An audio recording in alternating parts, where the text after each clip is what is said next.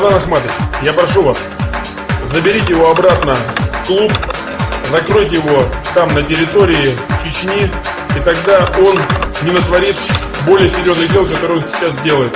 Он слушает только вас.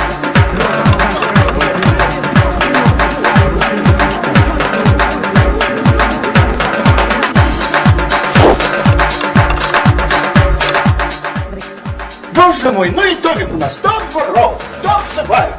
Кошмар, кошмар.